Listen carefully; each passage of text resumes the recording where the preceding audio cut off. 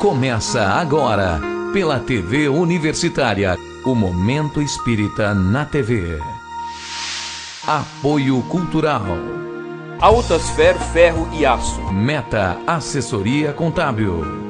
Dermativos Farmácia de Manipulação. E Support Solution Informática.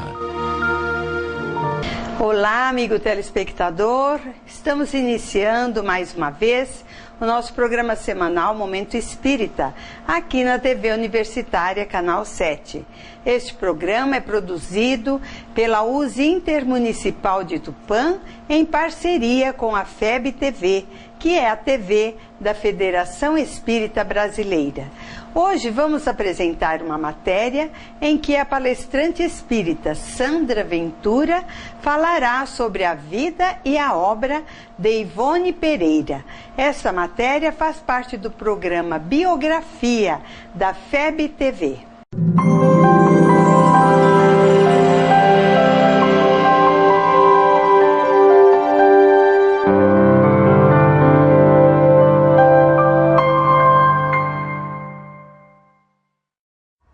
Olá, estamos de volta com mais um Biografia. Hoje vamos falar sobre a médium Ivone Pereira e nossa convidada é Sandra Ventura, palestrante espírita, estudiosa da vida da médium. Olá, Sandra. Olá. Seja bem-vinda. Obrigada. Ivone Pereira é um nome totalmente ligado ao espiritismo. Não há como se falar em espiritismo sem se citar a médium. O que você pode falar sobre ela? Ivone Pereira tem para o movimento espírita e para a doutrina dos espíritos a mesma importância do médium Chico Xavier. Chico, que foi o médium da chuva de livros, trouxe essa chuva de bênçãos para nós com obras complementares. Ivone também trouxe, embora numa quantidade menor, mas trouxe muitas bênçãos e muita informação, muito conteúdo doutrinário.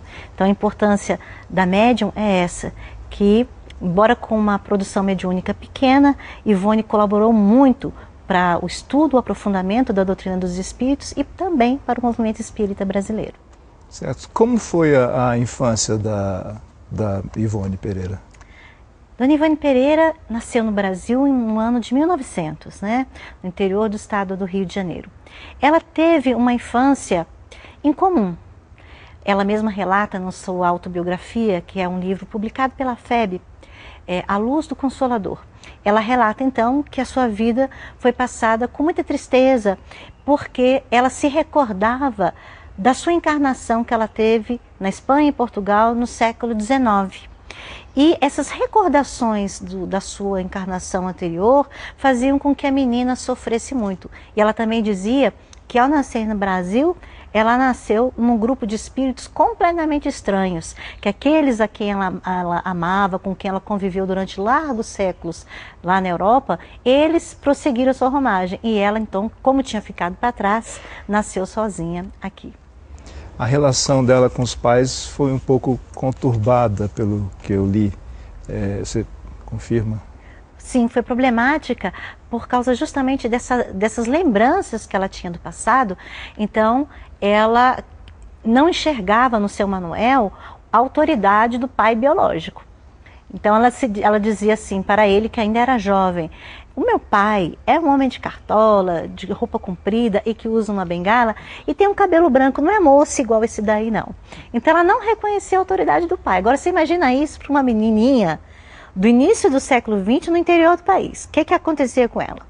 Boas e quentes palmadas. Então ela se considerava muito sofredora, não só por não reconhecer nos pais a autoridade que eles tinham, mas principalmente por ela continuar vendo os espíritos do pai, que foi Charles, no século XIX, e de um outro espírito também que a amou muito, que foi Roberto de Canaleiras. Então, essa vida aqui na Terra, se recordando do passado e vivendo em conflito entre viver a infância, mas ao mesmo tempo dividi-la com criaturas que ninguém enxergava a não ser ela, era algo muito doloroso para a menina. E o nascimento, aliás, o início de vida dela, inclusive, foi também conturbado, por causa de uma catalepsia? Foi. Ela então estava com 29 dias de nascida, eles estavam numa fazenda comemorando justamente as festas de fim de ano, né? Porque ela nasceu no dia 24 de dezembro. Então, passando as férias ali naquela região, a menina sofreu um ataque de tosse e ficou roxinha, parou de respirar durante 6 horas. E como naquela época, né, no início do século XX, a gente vai lembrar, no interior do Brasil, não tinham os médicos, nem a medicina que nós temos hoje. Então consideraram a criança como morta, prepararam o sepultamento, vestindo as roupinhas brancas, a coroinha de flores. Só que a dona Elizabeth não aceitou. Ela achava que a menina não estava morta, mas ela não sabia o que havia ocorrido. Então ela, que era muito devota de Maria de Nazaré, tomou de uma imagem, foi até um cômodo da casa, orou, dizendo assim: minha mãe, eu não sei o que ocorreu com minha filha, mas se ela retornar, porque imagino que ela esteja viva, farei com que ela dedique toda a sua vida ao seu coração de mãe. Mas se for de sua vontade que ela morra, assim consentirei. Então ela vai ao quarto onde estava a menininha adormecida sobre um berço. Eles ainda não haviam colocado a criança no caixão. Espalma suas mãos, dando um passe intuitivamente. E a menina recobra a energia e dá um grito, porque uma das flores da coroinha havia espetado a sua cabecinha. Então, esse fenômeno da catalepsia ou da letargia, eles ocorreram com Ivone desde a sua infância, podemos dizer desde o nascimento, né? Com 29 dias de nascida. Nossa, interessante. Essa repulsa aos familiares não se estendia muito à mãe, né? Era mais ao pai e aos irmãos. A gente não pode dizer que era repulsa. Na realidade, é porque ela via o espírito daquele homem que foi seu pai no século XIX. Ela não reconhecia a autoridade biológica de seu Manuel por isso, porque ela continuava vendo o pai da outra encarnação. O que ela sentia era uma solidão profunda dos afetos que ela abandonou no século XIX. Então ela se sentia completamente solitária, porque ela tinha recordações muito fortes. Então ela queria a casa senhorial onde ela morava, o palácio onde ela habitou na Espanha. Ela queria a carruagem, os vestidos caros de seda e de rendas. E para uma menina pobre no interior do Brasil, os parentes ficavam abismados. Então ela era estranha. E como uma criança estranha, ela tinha um tratamento diferenciado. No movimento espírita a gente tem uma foto comum da Ivone. O que significa essa foto? Essa foto de Dona Ivone, ela está com um pouco mais de 70 anos. Muitas pessoas perguntam, nossa, mas nós só temos poucas fotos de Ivone, se eu não me engano, 5 fotos, a não ser os registros particulares das pessoas que a visitavam. Porque Ivone era avessa a propaganda, inclusive dela mesma. Então, ela não era daquele tipo de pessoas que permitia ou que gostava de tirar fotos. Por isso nós temos, então, poucos registros fotográficos e mesmo de filmes dessa querida médium. Ela não favorecia, né, esses registros. Existem registros, inclusive, dela com, se não me engano, Chico Xavier, né? Sim. Tem um pequeno vídeo, né, quando o Chico esteve na Federação, no Rio de Janeiro, e Ivone estava lá, e tem também uma foto dos dois juntos, mas a gente deve lembrar que Ivone morou um tempo em Pedro Leopoldo, e os dois frequentaram juntos a mesma reunião mediúnica. Então nós temos uma foto em que eles estão lado a lado. Pode-se dizer que dessa convivência que nasceu a parceria nos livros? Olha só, eles tiveram uma parceria, digamos assim, em termos de mediunidade em prol do movimento espírita, né? Porque não há registro de nenhuma obra em que os dois tenham feito conjuntamente, né? O que eles tiveram foi um trabalho mediúnico em conjunto, né? Atendimentos, inclusive atendimentos, relatos mediúnicos nas obras de Ivone que foram realizados nesse grupo mediúnico, né? Em Pedro Leopoldo. E há esse discorrer, né, em torno da mediunidade. O Chico por si só não falou da sua mediunidade, né? Ivone é que trouxe a público, né, os seus registros. E aí na sua autobiografia e umas entrevistas que ela concedeu à Rádio do Rio de Janeiro, é que ela vai contar dessas experiências ao lado de Chico Xavier. Uma das figuras que você trouxe é sobre a noite de São Bartolomeu. Que relação tem essa figura com a vida da médium? Olha só, a noite de São Bartolomeu, ela foi um fato marcante e determinante, inclusive no processo evolutivo de Ivone do Amaral Pereira. Em agosto de 1572, na França, Catarina de Médicis, que era mãe do rei Carlos IX, ela mandou então que se executasse todos os protestantes que estavam em Paris, que tinham ido até lá, não é, como diz a história, para acompanhar o casamento de Marguerite, que era a princesa católica, com um protestante. Esse fato mudou a vida das pessoas que estavam na França. Por quê? Porque as repercussões dessa matança, elas então atingiram todo o país, não só, né, Paris, ali aos arredores do Louvre, não, mas toda a França. E Ivone Pereira estava lá, encarnada na família Bettencourt de La Chapelle, que vivia ao norte da França. Toda a sua família foi dizimada, assassinada por amando de um homem chamado Luiz Narbonne, o capitão de fé.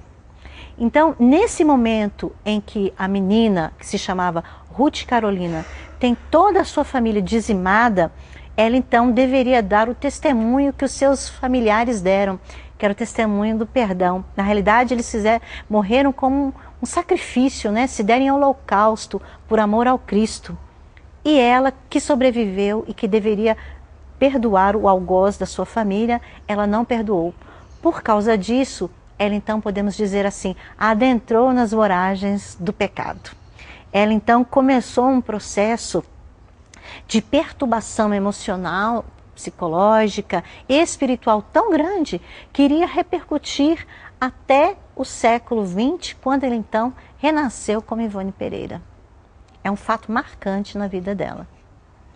E isso está registrado na obra Nas Voragens do Pecado, de autoria inicial de Roberto de Canalejas, que também está nesse romance, que foi justamente o responsável pela matança de seus familiares.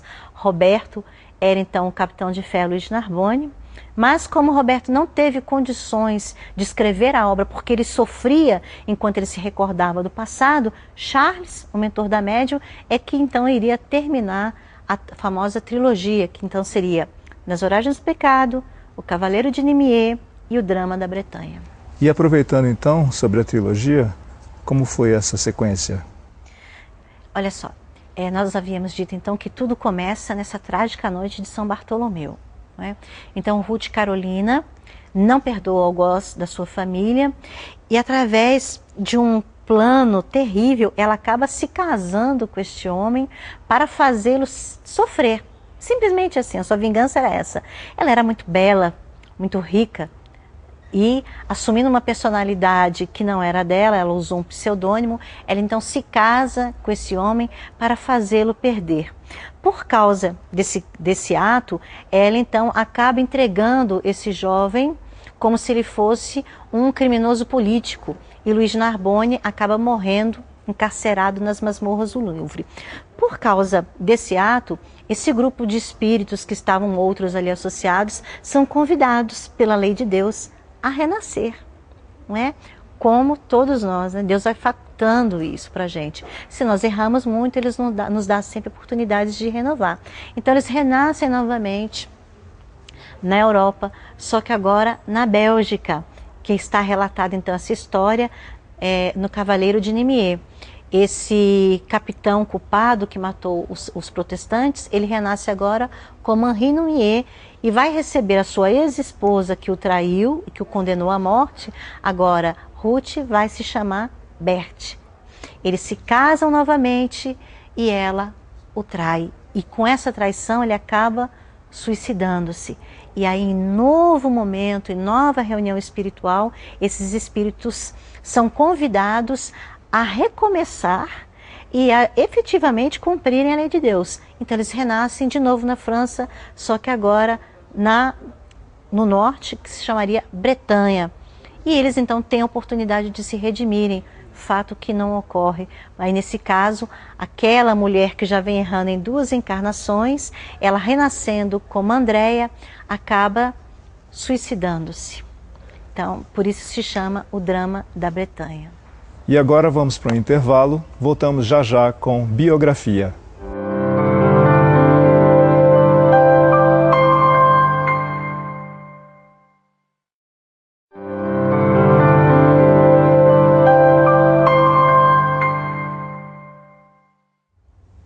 Voltamos com biografia, hoje falando sobre a vida da médium Ivone Pereira. Para conversar sobre ela, estamos com Sandra Ventura, palestrante espírita. Sandra, outra figura que você nos trouxe foi a figura de um rio. Qual a relação com a vida da Ivone? Essa figura, Ito, é uma fotografia do Rio Tejo, que fica em Portugal, que é o local onde então a moça chamada Leila suicidou-se. Essa moça é a nossa querida Ivone do Amaral Pereira. Ela havia nascido na Espanha, mas o seu suicídio ocorreu em Portugal. É uma forma de entendermos o porquê dos seus sofrimentos como Ivone Pereira. Ela foi suicida. Quando estudamos o livro Drama da Bretanha, nós vamos encontrar ali um registro do seu suicídio, mas provocado por um processo obsessivo. Nessa história, como Leila, ela então provocou o seu suicídio, a sua morte, não por pressão psíquica de um processo obsessivo ou de influenciação, mas justamente por um processo de culpa e de vergonha diante das faltas que ela havia cometido. O que ocorreu? Ela então havia abandonado o seu lar, o seu esposo, os seus filhos para novas aventuras ou para muitas aventuras. E com isso, quando ela retorna à casa, ela então encontra o seu esposo falecido e também a sua filha Lalita, de apenas 5 anos. Por causa da morte desses dois amores, Leila então suicida.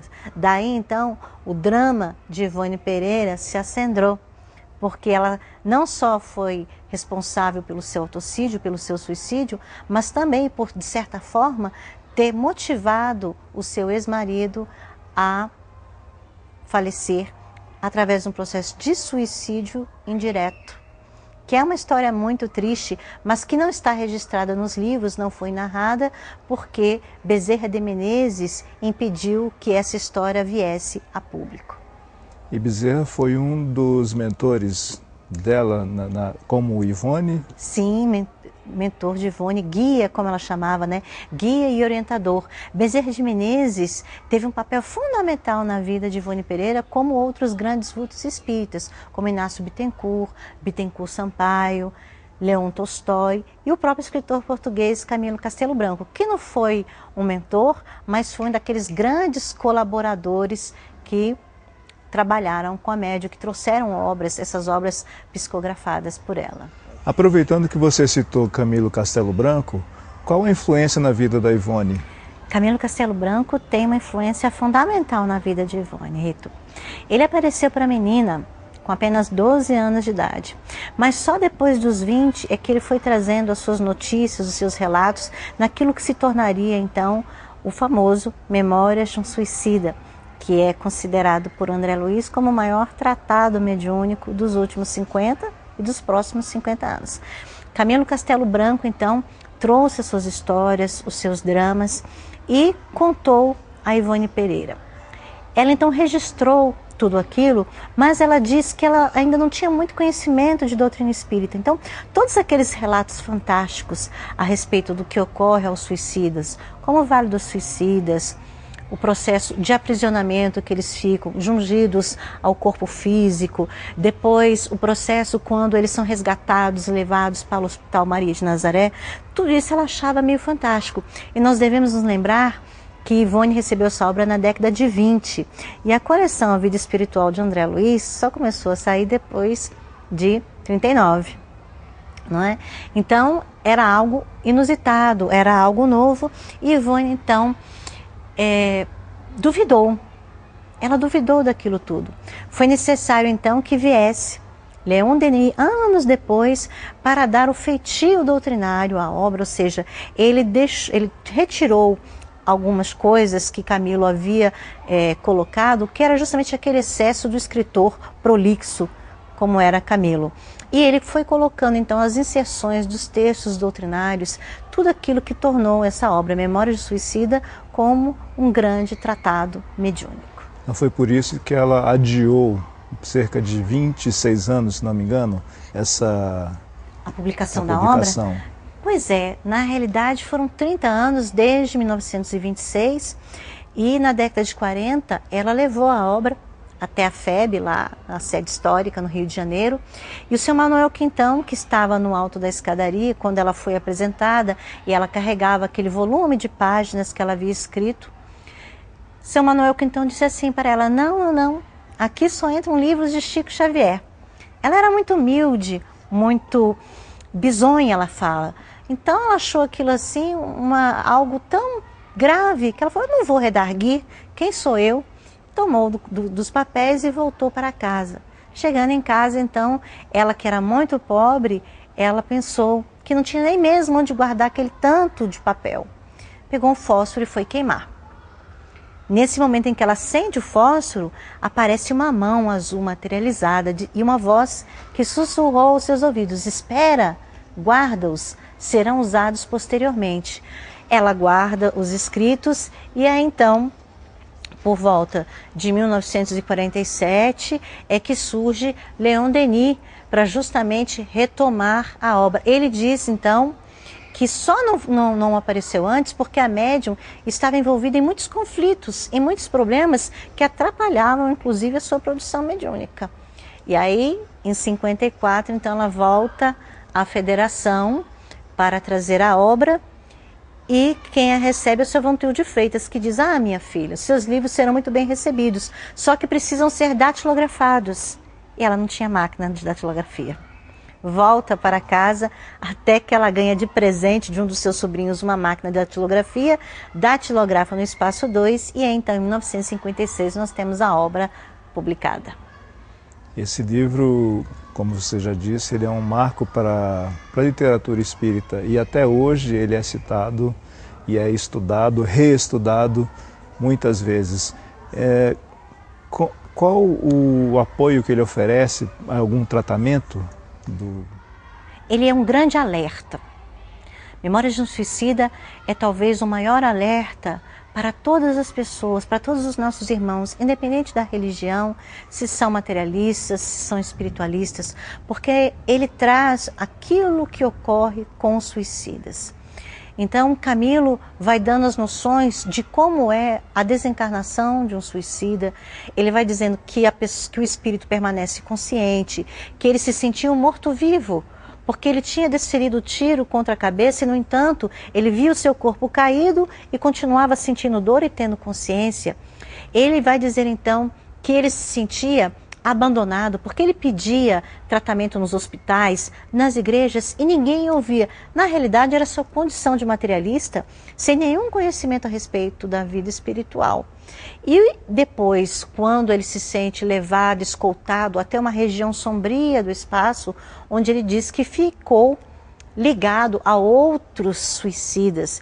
Esse lugar de tamanho sofrimento que ele diz que é um local que nós não temos concepção a respeito do que é o sofrimento, e que o Vale dos Leprosos, que era a grande tragédia da humanidade quando Jesus chega à Terra, que o Vale dos Leprosos seria um paraíso perto do Vale dos Suicidas.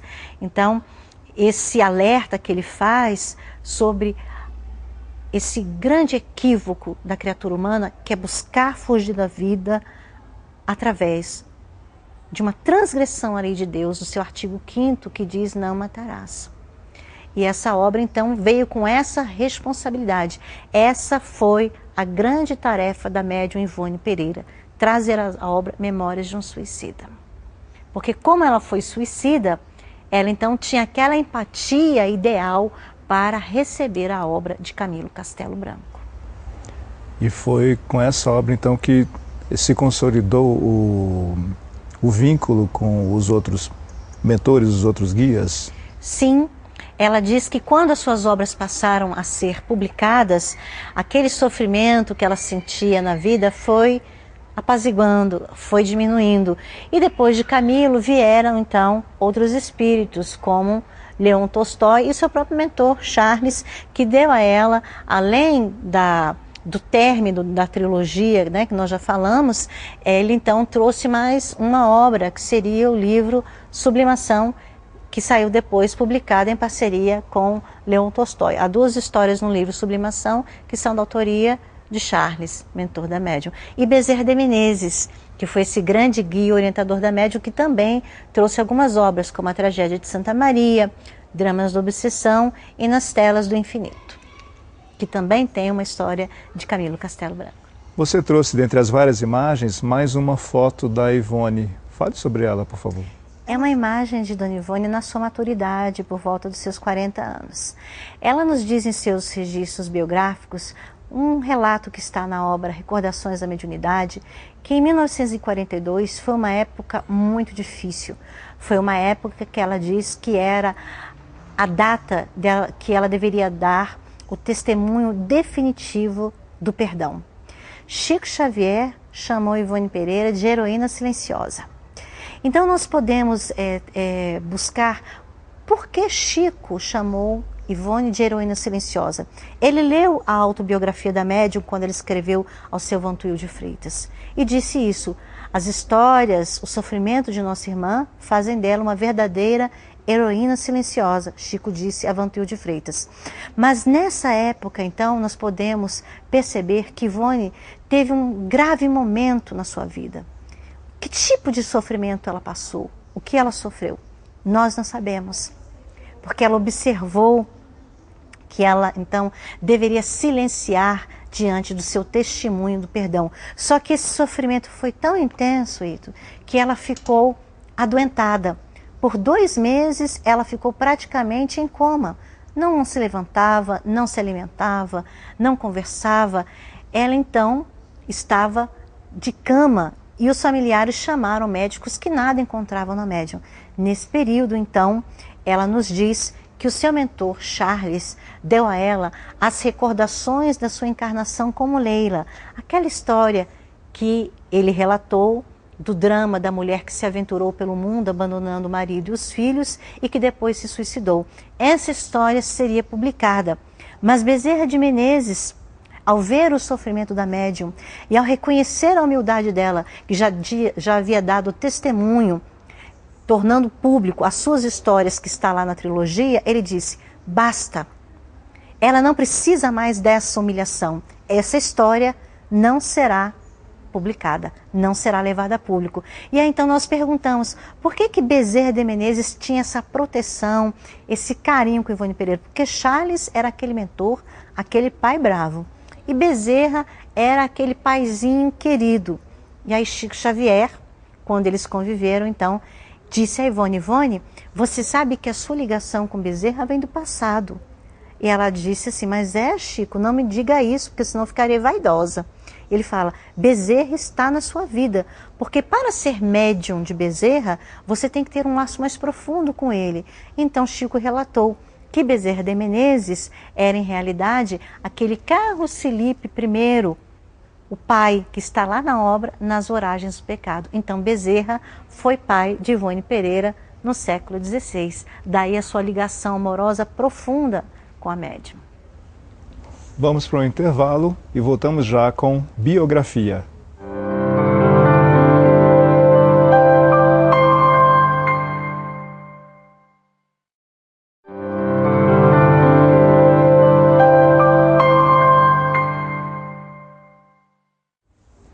Voltamos com biografia, falando hoje sobre a vida da médium Ivone Pereira. Sandra, Frederic Chopin, qual a influência dele na vida de Ivone? É a influência do belo, porque Frederic Chopin, como ficou conhecido como poeta da música, ele então apareceu para a médium que estava morando no subúrbio do Rio de Janeiro a partir da década de 60. E em várias materializações no seu quarto, Chopin demonstrou à médium o seu profundo afeto por ela, dizendo que eles tinham uma relação do passado.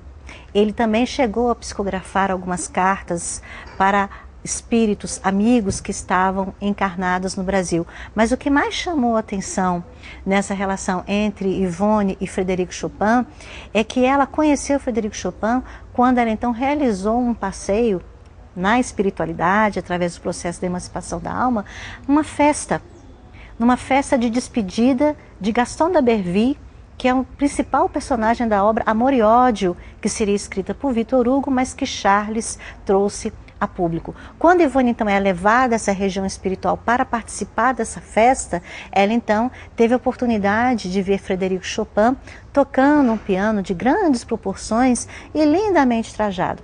A partir daí, então, esse relacionamento se prolongou, chegando inclusive Fred Chopin a materializar-se no quarto da médium com ela consciente, que é uma coisa muito rara. Somente Elisabeth Desperance tem registros de ser médium de efeitos físicos e no momento da materialização do espírito, a médium continuar consciente, como Elisabeth Ivone Pereira.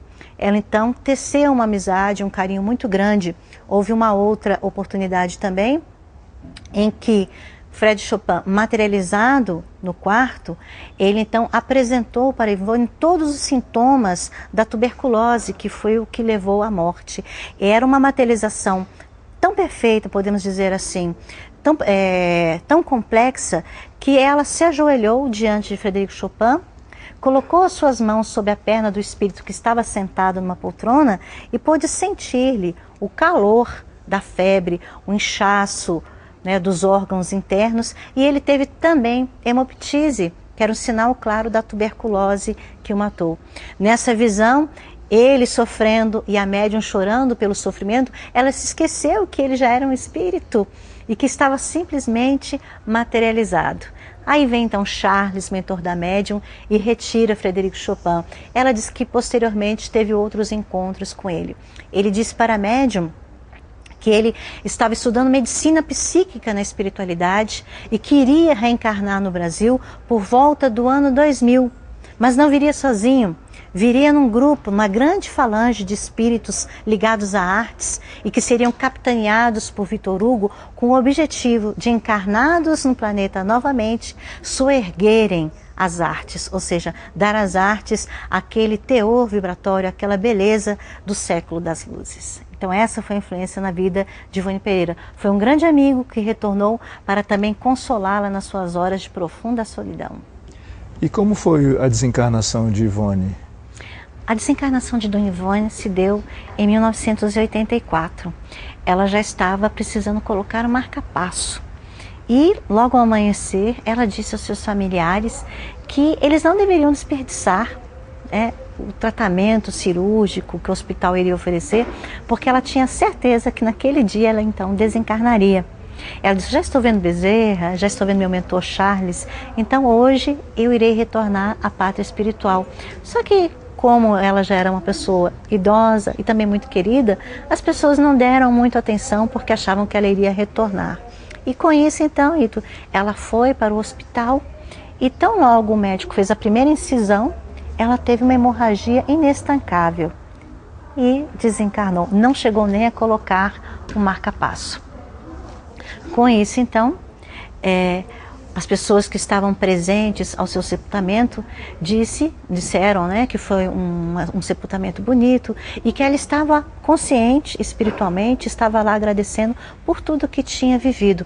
13 dias depois, ela deu a sua primeira comunicação espiritual na Federação Espírita Brasileira.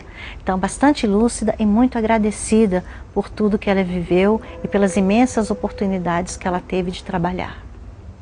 Bom, e após o desencarne, houve alguma comunicação, alguma nova publicação já dela?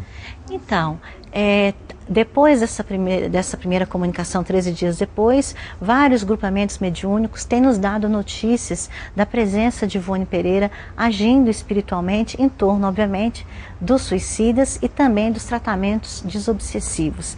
Ela continua trabalhando, inclusive a médium Marta Antunes, aqui da FEB, recebeu também uma longa comunicação que foi publicada na revista Reformador, onde ela dá notícias desses trabalhos realizados em torno dos suicidas. E no mês de setembro de 2013, a Federação Espírita Brasileira nos deu uma grande surpresa, porque publicou obras inéditas de Ivone Pereira.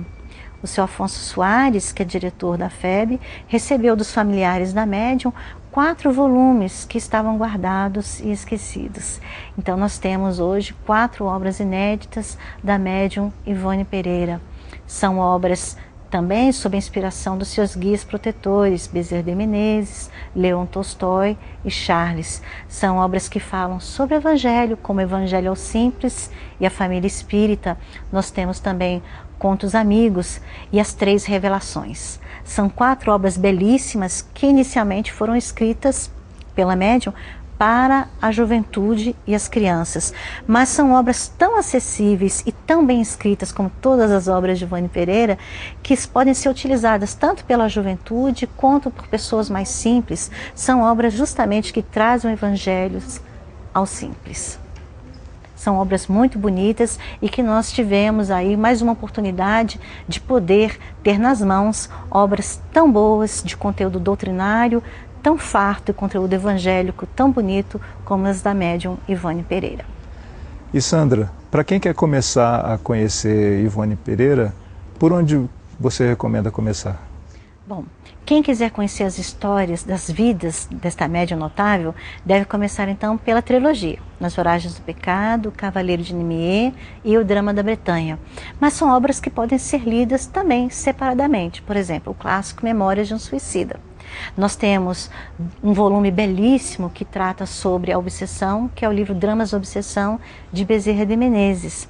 Nós temos um livro muito simples, muito bonito, que a médium deu, de Bezerra de Menezes também, que se chama A Tragédia de Santa Maria. Então, quem quer conhecer as vidas de Ivone Pereira, começa pela trilogia.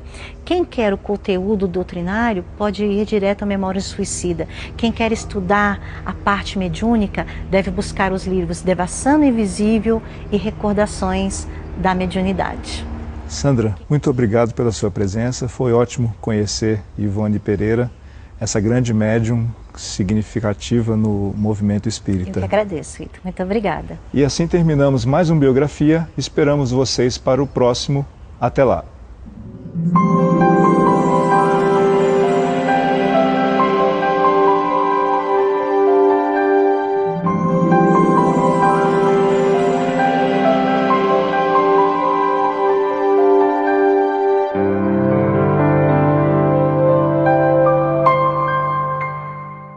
Evangelização Espírita Infanto-Juvenil. Semear é confiar na colheita. Hoje é a oportunidade ditosa para depositardes sementes no solo dos corações. Amanhã será o dia venturoso de colherdes os frutos da paz. Francisco Thyssen.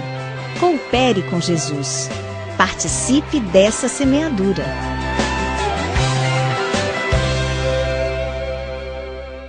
Agora apresentaremos os palestrantes espíritas Simão Pedro, Roberto Lúcio e Divaldo Franco, abordando o tema sexualidade. Essa matéria faz parte do programa Respostas da FEB TV.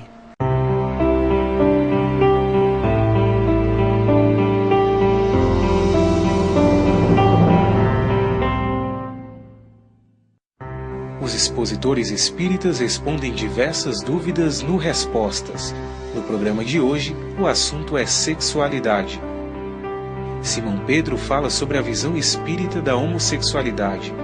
Roberto Lúcio recomenda como agir quando o casal tem ideias opostas sobre sexo.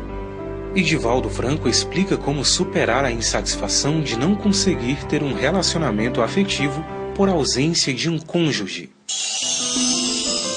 Como o Espiritismo vê a homossexualidade e as questões relacionadas ao tema? Na questão 200 do Livro dos Espíritos, pergunta-se: têm sexo os espíritos? E os espíritos respondem: não da forma que imaginais. Ou seja, tem, mas não da forma que imaginamos. Ou seja, uma forma biológica, com funções reprodutoras distintas.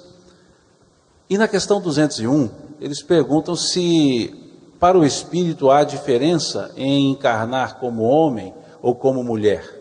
Eles dizem não, desde que a posição que ocupem possam levar a cumprir o seu processo evolutivo. Então a escolha do sexo físico também não é relevante do ponto de vista da potencialidade dessa própria sexualidade. Então, o que é a sexualidade? É uma energia que todos nós a temos. Uma energia que, enquanto encarnados, ela se manifesta nas funções genésicas, mas que é um potencial criador. Então é uma energia criadora. No plano menor, nós somos os co-criadores por uso dessa energia da sexualidade no sexo. Mas ela em si independe dos órgãos sexuais. E essa energia, quando não dependente dos órgãos sexuais, nós podemos chamá-la de afeto. E o afeto, ele independe da estrutura física sexual. O afeto é de pessoa para pessoa, de alma para alma. Então a energia criadora, o afeto que nós nutrimos, ele se manifestará nas almas que se afinizam no sentimento. Mas o que ocorre é que se faz uma confusão, tentando colocar a homossexualidade e a heterossexualidade em polos distintos, como sendo o certo e o errado, como sendo o nobre e o promíscuo. E não são esses dois elementos antagônicos e nem são determinantes de virtudes. Porque o uso da sexualidade de forma desvairada, de forma, digamos, insensata, independe se está na homossexualidade ou na heterossexualidade. O fato de dizer-me heterossexual não me faz uma pessoa boa, não me faz uma pessoa, entre aspas, normal. O fato de dizer-me homossexual não me faz uma pessoa má, uma pessoa anormal, não me faz uma pessoa imoral. Posso ser um heterossexual imoral, um homossexual imoral. Então não há como fazer um julgamento pelo exercício da sexualidade. Há que se avaliar pela postura. E homossexuais ou heterossexuais podem vivenciar os seus sentimentos, vivenciar o seu afeto, no exercício da sexualidade física, com toda a aura de respeito e amorosidade. E eu diria, não é estatístico, não é pesquisa, talvez nem é senso comum, aliás, não é senso comum, então é apenas um pensamento. Que quantitativamente nós temos mais desvios na heterossexualidade do que na homossexualidade. Então, por que desse julgamento?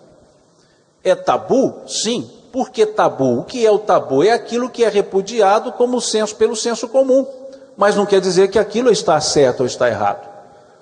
Então, quando se fala do afeto. E a legislação humana, melhor dizendo, o entendimento humano da legislação começou a mudar.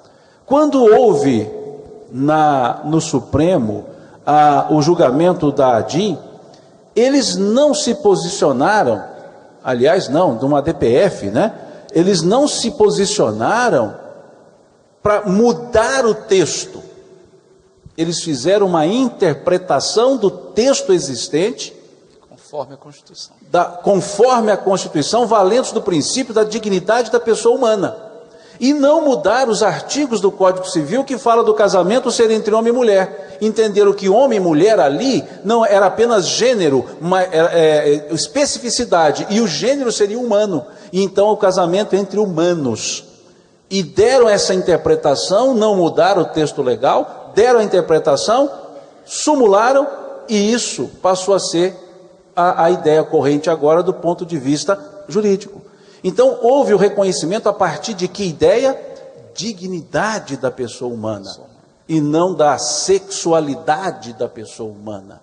Então o ser humano, ele não é homem, ele não é mulher, ele está na espécie humana num corpo masculino, num corpo de homem, num corpo de mulher, mas é um espírito que tem as potencialidades masculinas e femininas, uma mais caracterizada, mas que ambas são elementos de aprendizado.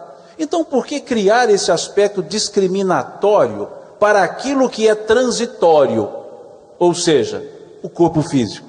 Porque o que separam esses dois elementos, homossexualidade e heterossexualidade, é o exercício do corpo físico, mas não é o afeto. O afeto, ele não depende desses processos humanos, corporais, homem, mulher. Uma vez fui convidado a fazer um estudo, uma palestra sobre esse tema, e a pessoa me pediu que falasse sobre homossexualidade. Eu sugeri que o tema já era, eu falei, porque as pessoas discriminam muito, então vamos colocar esse tema para trabalhar. Eu falei, olha, ao você colocar o tema homossexualidade, você já está colocando um aspecto discriminatório no tema. Por que então não colocar o tema heterossexualidade? Tem que ser homossexualidade. Então sugeri a ele que o tema fosse sexualidade. E no caminho, isso foi um convite da cidade de Uberlândia, então eu ia de patrocínio a Uberlândia.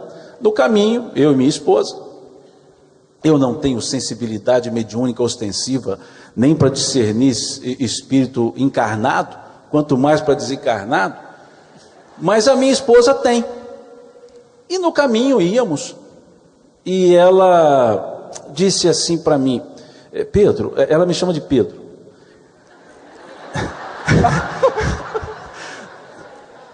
pelos erros do Pedro. Mas veja, ela me chama de Pedro, ela diz, Pedro, tem aqui conosco agora 2 espíritos sentados aqui no banco de trás, e eles estão dizendo que na encarnação anterior, eles estavam em cursos nesse pensamento chamado homossexualidade e exerciam afeto pela homossexualidade. E eles estão pedindo para te falar o seguinte, que esse assunto é um assunto que nós ainda não estamos em condições de entendê-lo na profundidade que ele merece. E que a abordagem que você pensa fazer, você deve fazê-la. Mas fique tranquilo, porque a compreensão não vai ser igual, unânime, porque é um tema que demanda um desprendimento muito grande para transcender do corpo e atingir ao espírito. E que esse tema, no futuro, não será mais um tema, será uma compreensão. Mas que trabalhe com a ideia da respeitabilidade na conduta humana, independentemente do corpo que é usado como vestimenta.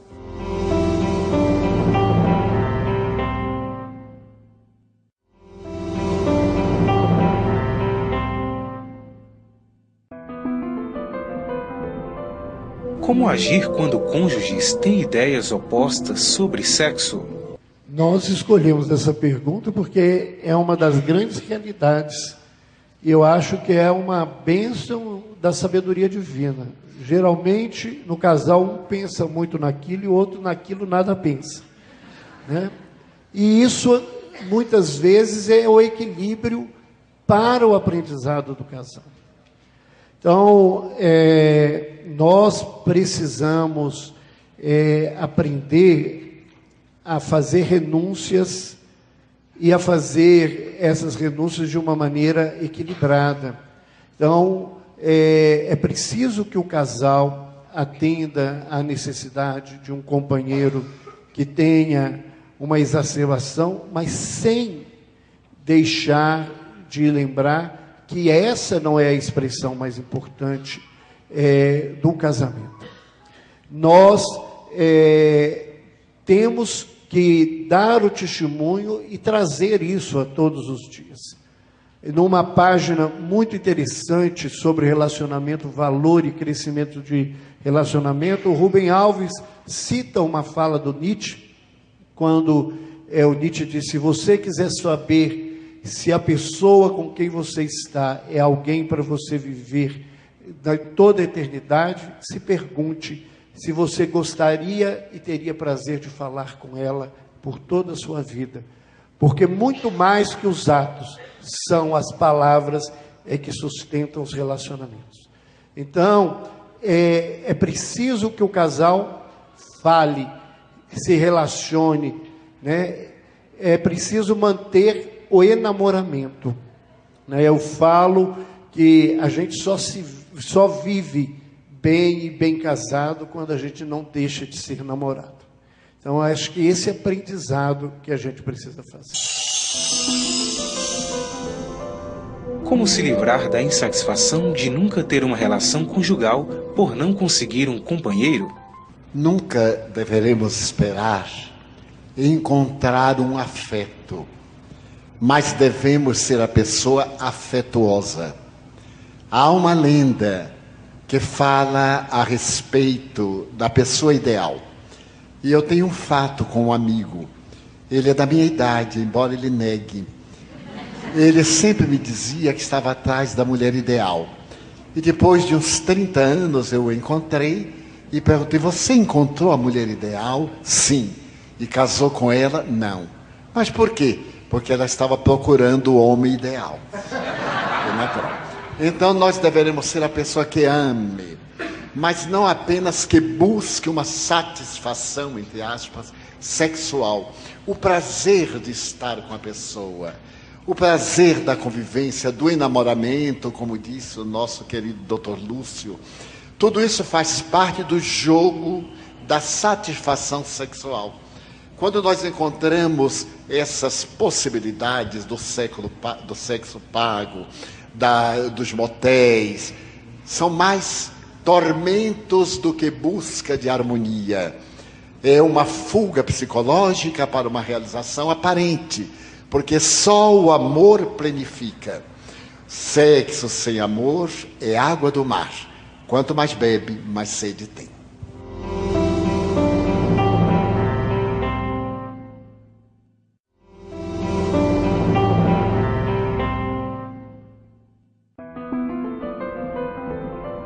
O que dizer a um casal que tem grande afinidade, mas não tem desejo e gostaria de retomar a vida sexual? Olha, a questão da dinâmica na relação do casal, ela é pertinente ao movimento que nasce na intimidade de cada um. Nós diríamos que a questão sexual, ela faz parte da vida. Existe no contexto religioso uma visão muito negativa da sexualidade e muitas vezes a aversão ao sexo tem o conteúdo resultado da educação repressora que o indivíduo recebeu. Então é preciso analisar se esse desinteresse sexual ele nasce de uma condição espiritual em que o indivíduo se coloca já pleno de toda essa possibilidade de troca que a sexualidade permite, ou se resulta de uma questão enquistada a partir de uma educação mal conduzida, em que os impulsos para o prazer sexual foram reprimidos na infância. Então, o que poderia ajudar o casal a analisar seria um terapeuta, seria alguém das relações do casal. É difícil que nós possamos analisar abstratamente assim uma situação que está expressa em meia dúzia de palavras, quando se trata de uma manifestação extremamente complexa de todo o movimento psíquico que nos endereça à vida. Sexualidade é força divina no ser. É pela interação sexual que homem e mulher se tornam co-criadores. E a nossa cultura não nos tem ajudado a ver assim, com esse conteúdo de manifestação pecaminosa que incentiva então a abstenção da prática sexual. Então, analisar a situação e se realmente esse desinteresse nasce do fato de que o companheirismo, a convivência já satisfazem a dupla na sua parceria, nada impede que esse casal seja realmente a representação na Terra de uma movimentação que será possível no futuro, quando as individualidades se manifestarão pelo afeto, muito mais sedimentado nas trocas energéticas do que propriamente na fusão dos corpos. O sexo só para a procriação é um passo na evolução? Bem, essa questão tem sido um desafio quando nós percebemos a orientação dada no mito apresentado e construído a partir da construção literária de Moisés. E enchei a terra. Nós vamos encher a terra de uma série de construções, que não apenas construções biológicas, construções que passam por um plano de entendimento e de entusiasmo. Nas trocas magnéticas, muitas vezes efetivadas mediante um relacionamento sexual, a alma é alimentada, a alma é sustentada. Então nós percebemos que as construções, elas podem ser edificadas quando o homem encontra-se num estado de entendimento com aquele que está junto dele, de tal maneira que o resultado final certamente será mais positivo. Porque há alegria, há equilíbrio, há entendimento. E, acima de tudo, há troca. E nós percebemos que o nosso desafio na atualidade é estabelecer trocas. Aprender um com o outro, aprender com a diferença, aprender com a semelhança, mas ter em vista sempre que as construções, elas passam por esse estado de auxílio mútuo. Quando nós elegemos o caminho das realizações solitárias, por vezes nós estamos nos comportando quando aquele que quer viver como um ramo desgarrado da videira, e os frutos acabam sendo distorcidos, porque nós só produziremos enquanto nós estivermos vinculados ao tronco e à raiz. E Paulo também foi muito claro. Alguns precisam se casar para não se abrasar. Então a castidade é um estado que é de foro íntimo, dentro de uma condição evolutiva própria e que nós percebemos que ainda não constitui a realidade do planeta. A nossa condição, e André Luiz aqui nos diz, de que a grande maioria dos encarnados na Terra encontram-se numa sincronicidade, teor de força e expressão física, define que a vivência da sexualidade, através da prática do relacionamento sexual, ainda é uma necessidade do nosso planeta.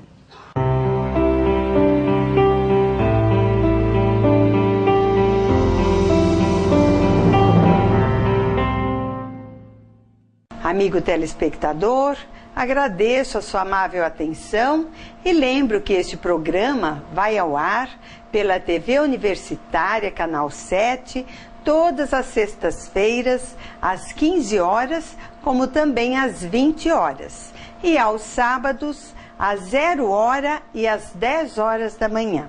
Também gostaria de informar ao amigo telespectador que os nossos programas agora podem ser acessados pela internet a qualquer momento, através do YouTube.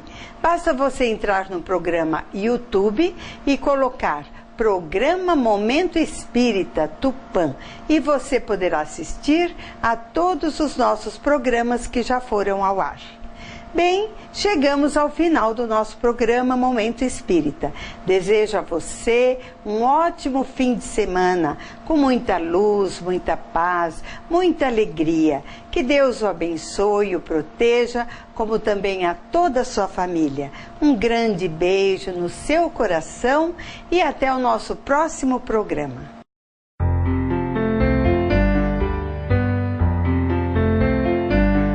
Ouça pela Rádio Tupã AM 1130 kHz todos os domingos das 12 horas às 12 horas e 50 minutos o programa Momento Espírita, apresentado por uma equipe de colaboradores da União das Sociedades Espíritas Intermunicipal de Tupã, com mensagens de paz, esperança e amor.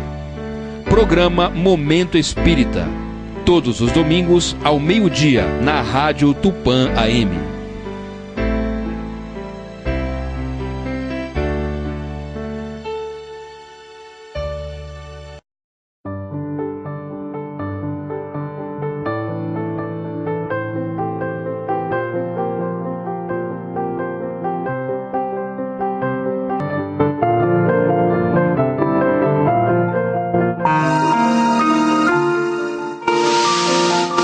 Você assistiu pela TV Universitária o Momento Espírita na TV.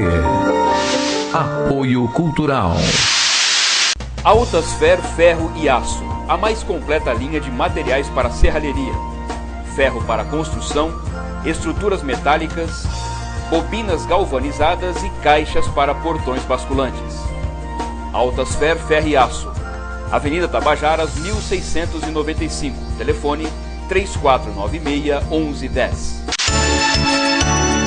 A Meta Assessoria Contábil é um escritório de contabilidade com o foco na sua empresa. Com uma equipe especializada, prestamos serviços de contabilidade, escrita fiscal, departamento pessoal, abertura de firmas, imposto de renda e demais assuntos fiscais e tributários.